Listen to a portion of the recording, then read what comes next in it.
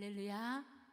오늘도 단잠을 깨우고 주님의 보좌 앞으로 현장으로 나온 여러분들과 또 유튜브를 통해서 함께 하신 우리 모두에게 주님의 은혜가 함께 하시기를 주님의 이름으로 축복합니다.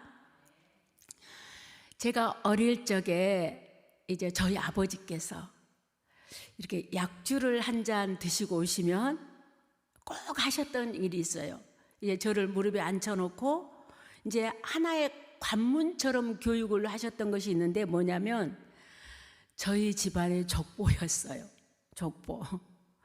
여자도 자기 집안의 혈통에 대해서 알아야 한다고 하면서 날마다 하셨던 말이 뭐냐, 우리 집안의 시조는부터 시작하시는 거예요. 그리고 어디서 누구로부터 시작되었는지, 본가는 어디며 무슨 공파인지 몇 대손인지, 그리고 우리 조상들 중에는 얼마나 훌륭한 사람들이 많은지에 대해서 들려주셨어요. 그리고 꼭 물어보시는 거예요.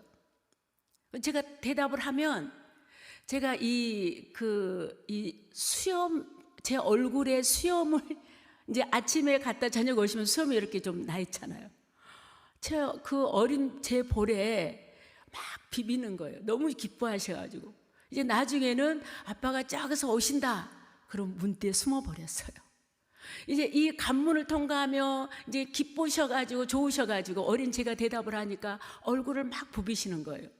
그리고 이제 주머니로 들어가서 이제 용돈이 나오죠. 그러면도 그 용돈보다 저는 더 싫었던 게 아빠의 볼 따가운 수염이었어요. 그래서 이제 나중에는 이제 아빠가 오시면은 문대에 숨었던 기억도 납니다. 이렇게 백과사전처럼 두꺼운 이 족보책을 소중히 보관했던 이 기억이 있습니다. 그런데 성경에도 보면 이 족보가 기록되고 있어요. 그러나 우리 가정에서 내려오는 것과는 조금은 다른 흐름을 우리에게 보여주고 있습니다. 성경에서 말하는 족보는 이 두 가지 종류로 분류하고 있어요. 먼저 히브리어로 야하스라는 이 족보, 두 번째는 톨레도트라는 이 족보가 있어요. 먼저 이 톨레도트는 저희 아버지께서 가르쳐 주셨던 우리 각 가정에 흐르는 내려오는 이 혈통에 의한 족보가 톨레도트예요. 근데 이 야하스는 어떤 뜻을 가지고 있냐면 족보에 오르다라는 뜻을 가지고 있는데, 이것은 단순히 혈통이 확인되고 계수되는 의미뿐만 아니라 하나님의 선민, 하나님의 백성으로 인정되어서 이 믿음의 계보에 등재되는, 이게 오르는 이것을 말하는 것을 야스라고 그래요. 하나님의 선민, 이렇게 이것을 기록한 것은 우리가 성경에서 에스라, 느헤미야, 역대기 족보에서 주로 쓰여 있어요. 특히 이 역대기는 바벨론 포로 이후에 쓰여진 것으로 이제 이 어두운 과거가 청산되고 새로운 선민, 이 역사 시대가 열렸음을 선포하고 있는 의미인 거예요. 즉 하나님의 자녀로서의 정체성을 다시 확립하고 더 나아가서 언약하신, 약속하신 대로 오시는 예수 그리스도 메시아, 구속사의 주인공이신 예수 그리스도를 야하스, 믿음의 계보를 통해서 대망하고 즉 기다리고 바라고 있는 이 예수 그리스도까지 전해지는 것이 야하스의 믿음의 계보인 거예요. 다시 말해서 하나님은 이스라엘 백성들이 애굽의 노예로 살고 있을 때도, 그리고 바벨론 포로 생활을 할 때도, 다시 지금 고국으로 돌아온 후에도 여전히 살아계셔서 일하고 계시며, 결국에는 예수 그리스도를 통해서 온 인류를 구원하실 일을 멈추지 않고 있음을 말하고 있는 거예요. 오늘 저와 여러분들도 이 예수 그리스도의 보혈로 죄의 포로에서 묶여있던 어두운 각오가 청산된 줄로 믿습니다. 그리고 저와 여러분들 영적 자유함을 얻어서 새로운 하나님 자녀로서의 이 정체성을 가지고 아하스, 믿음의 계보를 이어가야 함을 잊지 않으셔야 합니다. 그렇다면 저와 여러분의 이 어두운 과거는 청산되고 하나님의 정체성을 가지고 이 믿음의 계보를 계속 이어가기 위해서는 저와 여러분들이 어떻게 해야 되냐는 거예요. 오늘 말씀을 보면요, 먼저 하나님 앞으로 나와서 기도해야 합니다. 오늘 본문 말씀을 들어가기 전에 역대하 6장을 보면요, 솔로몬 왕은 그렇게도 대망하던 이 성전을 완공했습니다. 솔로몬 왕은 제사장들과 레위인들을 구별하여서 그들을 통해서 언약궤를 성전으로 옮깁니다. 그러자 그곳에 그 성전에 하나님의 영광이 충만하게 임재함을 경험하게 되는 거예요. 그러자 솔로몬 왕은 그 성전에서 하나님을 찬양하면서 기도합니다. 하나님께서 이 성전에 임재하시고 이곳에서 백성들의 죄를 용서해 주시며 백성들이 이 성전을 통해서 복을 누리게 하옵소서. 뿐만 아니라 저 백성들이, 하나님의 백성들이 하나님을 잘 섬길 수 있도록 해 주십시오 하는 기도를 드리는 거예요. 그리고 7장으로 넘어오면 1장 2절에 1절 2절을 보면은 솔로몬 왕의 기도에 하나님께서 응답하시는데 어떻게 응답하냐? 불로 응답하셔요. 3절에서 11절을 지나치고 보면요, 그러자 솔로몬 왕은 제사장을 비롯해서 모든 백성과 함께 하나님께 영광을 올리는 모습을 봅니다. 오늘 본문 말씀 12절, 하나님께서 밤에 솔로몬에게 다시 나타나세요. 그리고 말씀하십니다. 12절 하반절에 보니까 내가 이미 너의 기도를 들었다. 오늘 저와 여러분들의 기도를 하나님께서 이미 들으신 줄로 믿습니다. 15절에 보니까 제가 세번역 성경으로 읽어드리겠습니다. 이제 이곳에서 성전에서 하는 기도를 내가 눈을 뜨고 살필 것이며 귀담아 듣겠다고 말씀하십니다. 할렐루야. 성경을 보면 이 동사 단어가 많이 나와요.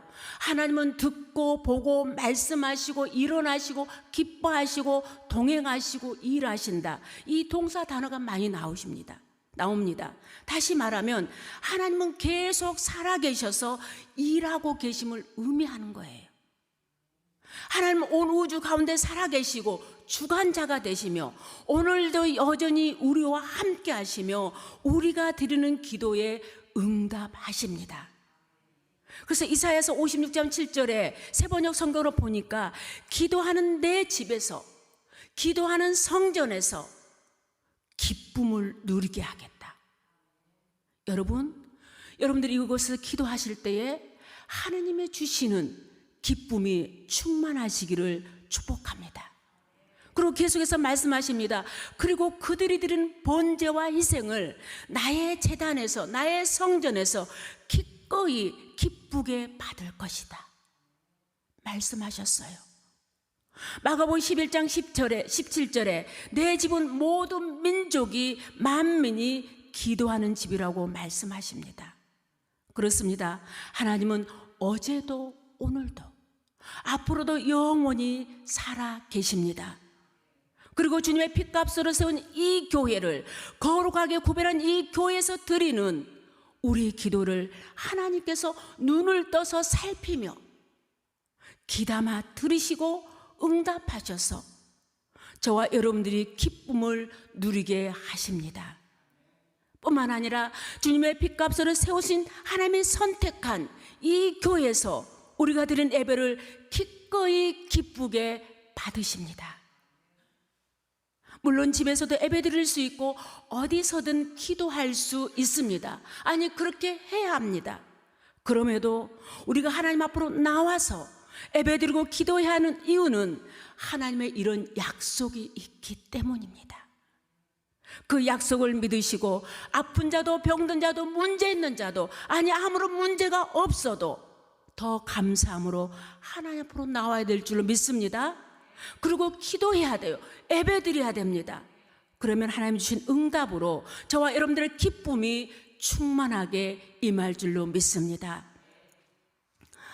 제가 이제 신방 전화를 하거나 아니면 이제 제 주변에서 봐도 안타까운 것은 코로나19 이후에 현장으로 나오지 않아요. 그리고 방송 유튜브로 예배 드립니다. 그리고 얼마나 방송이 잘 되어 있어요. CTS, 흑동방송, CBS. 집에서 이런 성도들을 가나안 성도다 그래요. 반대로 안 나가 성도예요. 그러나 우리가 꼭 하나님 앞으로 나와야 되는 두 번째 이유가 있어요. 고치시는 하나님을 경험합니다. 14절 말씀을 제가 쉬운 성경으로 읽어드리겠습니다. 내 이름으로 일컫는 내 백성이 자기들의 한 일을 뉘우치고 나에게 기도하고 내 말을 따르면, 악한 길에서 돌이키면 내가 하늘에서 그들의 기도를 듣고 그들의 죄를 용서해 주며 그들의 땅을 고쳐줄 것이다. 아멘. 내 이름으로 일컫는 내 백성이라고 말씀합니다. 이것은 뭡니까? 하나님의 명예를 걸고 선택한 백성이라는 거예요. 그래서 그 백성이 하나님께 기도하고 하나님의 말씀에 순종하면 그 백성과 그들의 사는 땅을 고쳐주신다고 말씀하십니다. 그런데 중요한 조건이 있어요. 오늘 말씀에 보니까 먼저 악한 길에서 떠나라고 말씀합니다. 악한 길에서 떠난다는 것은 회개를 의미합니다. 회개란 죄와 불의와 불법을 현장으로부터 떠나는 것을 말씀하고 있습니다. 그리고 하나님께로 돌아오는 거예요. 두 번째 조건입니다. 자신을 스스로 낮추어야 된다고 말씀하십니다. 이것은 겸손을 의미합니다. 교만은 기도를 막고 은혜를 막고 축복을 가로막아 버립니다. 마지막 조건입니다. 하나님의 얼굴을 찾아야 한다고 말씀합니다. 그러니까 하나님의 얼굴을 구해야 한다. 하나님, 오늘도 나에게 말씀해 주십시오, 이거예요. 사랑하는 사람들이, 제가 1층에 오늘 로비에서 두 분을 만났어요. 서로를 바라는 눈빛이 흘기는 눈빛이었을까요? 사랑의 눈빛이었을까요? 네, 사랑의 눈빛이. 여러분, 사랑하면요, 서로를 바라보는 눈빛이 선하고 아름다워요. 미워하면요, 흘기는 눈이 되죠. 저와 여러분들이 서로 바라보는 눈빛이 선하고 아름다운 눈빛이 되기를 소망합니다. 사랑과 사모의 눈으로 주님을 바라보는 자, 회개하고 깨끗한 심령으로 주님의 얼굴을 구하는 사람들이 복을 받고 고침을 받는다고 말씀하십니다. 우리 삶 가운데 있는 모든 문제들이 해결받는다고 말씀하십니다. 출애굽기 15장 26절에서 말씀하십니다. 나는 너희를 치료하는 여호와라.